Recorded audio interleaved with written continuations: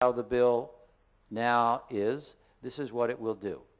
It does not say anything at all about how it changed from the previous version. We leave that to the user. I think that's not as good a practice as what I've observed here.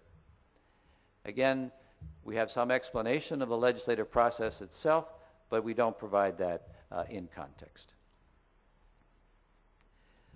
Again, I'll skip the live presentation, but I have some examples that I want to show you on the next slide.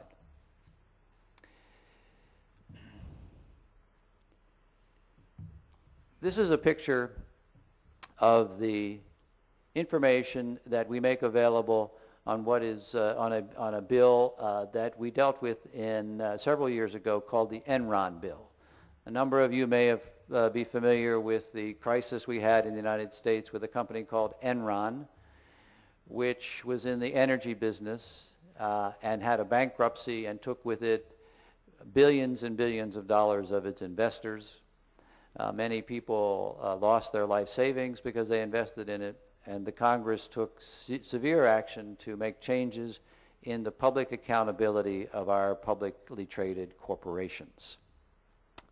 The Congress passed something called the Enron bill, and this is an example of the information that we have available. Let me give you an illustration. We have, sorry for the sloppiness of my linking here. We have a link to the public law. We have a link to the report of the committee. We have links to the text of the legislation. We have links to the summary. We have a list of all of the co-sponsors. We have a list. We have a link to the congressional budget cost estimate for this bill.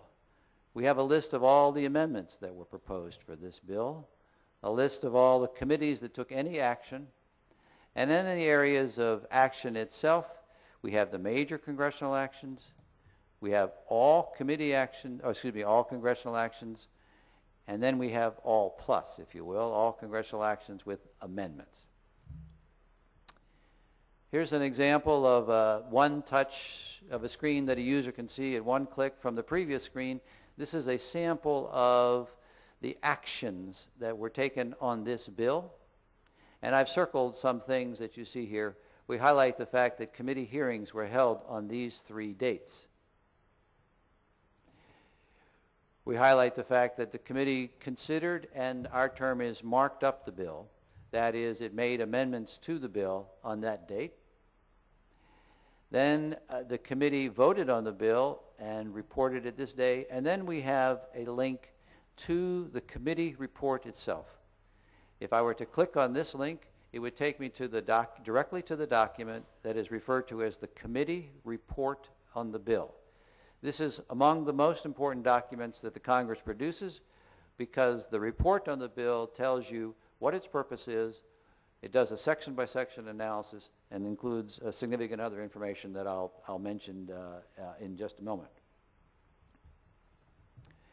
We also, directly from for this bill, link to activities that occurred on the floor. This is a link to the plenary session in which the bill was considered. If the user clicks here, he or she will go directly to the debate and see the member statements on this particular bill. If the user clicks here, he or she will see the amendment that was proposed. And if he or she clicks here,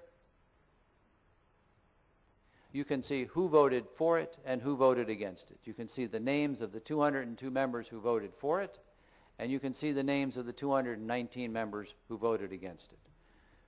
Finally, the bill passed, and this link will take you directly to the votes of the members themselves. So in summary, if I may, comparing tracking systems before we move on to committee activities, both the European Parliament and the U.S. have extensive tracking systems. They are distributed systems. Both link to many sources. Both have explanatory information. As I've suggested, the European Parliament doing a particularly excellent job there. The U.S. Congress and its Thomas system doing, I think, a particularly good job of integrating a lot of sources so the user has one place to go to find a great deal of information. Now I'd like to move on to committee activities and committee systems. Of course, committees in the United States and the European Parliament are among the policy workhorses. A great deal of work is done on the legislation itself, particularly in the Parliament, if in the European Parliament, if it comes under the procedure called co-decision, in which instance the Parliament and the Council both must agree on the measure in order for it to become a law. There are some important differences. In the United States, the committee chairman has ultimate authority on timing, on what gets done, and what gets released. The chairman of a European parliamentary committee is much more of a coordinator and must work in coordination and collaboration with his or her colleagues. A different system than we have in the United States. In general, my findings were that, and I again attended many committee meetings. I watched the process. I checked the documents. I talked to users and asked their opinions. The users are generally satisfied with the access they get to the documents in the European Parliament committees. There were some problems with translation from time to time, but generally, given the fact that documents must be translated into 20 languages in the European Parliament, the achievement and accomplishments here, I think, were quite extraordinary. The documents are, in fact, quite complete, although the problem and the challenge that we have with committee activities is that related materials, such as hearings or summaries of meetings, are not always available. It can take several months for the results of a committee meeting to be published in the parliamentary system. With regard to the other two criteria, clarity and context, I did find the documents were clear. They have useful side-by-side comparisons. But what was lacking, perhaps most importantly, was the fact that the context, which is provided by the Commission and other experts at meetings, is often not provided in those committee documents. The user has to find that information very often somewhere else.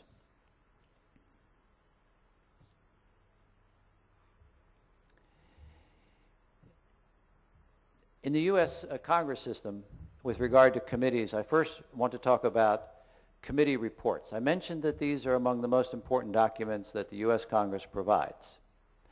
With regard to accuracy and timeliness, the accuracy is addressed to a certain extent by the fact that the majority presents its views and the minority is able to present its views in the same report. So while there may be a disagreement or agreement, at least the views are made available. Timeliness can become an issue at the end of the session. That's true of all legislative bodies. Sometimes the deadline of adjournment means that people rush to get things done. So things aren't always available on a timely basis. With regard to completeness, let me tell you that, as I said, the committee documents contain a great deal of information, including any results of hearings. They have a budget estimate. They have a cost estimate. They have performance goals. They have all of the votes that took place in the committee. They have a section-by-section analysis, and as I've indicated here, majority and minority views. All of this information helps with regard to ensuring that the user can have some clarification and explanation of the purpose of this legislation. I want to talk briefly about committee websites in the U.S. Congress because these have become quite rich resources for background and context information. Now, I will tell you that there's great variation among the committees in the amount of information that they make available, but in almost all cases, the majority will have a page and the minority has either a separate page or sections so that you can be sure of getting alternative points of view. However, one serious problem we face is that when the chairman changes, much of the information on those websites can be lost because we do not yet have a system for systematically archiving those web pages. from the committees.